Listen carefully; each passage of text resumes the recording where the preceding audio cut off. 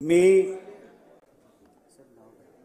आमशा फुलजी पाडवी विधानसभा सदस्य म्हणून निवडून आलोने गांभीर्यपूर्वक शपथ घेतो की कायद्याद्वारे स्थापित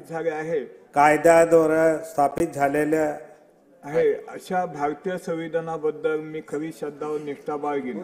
अशा कायद्याद्वारे संविधान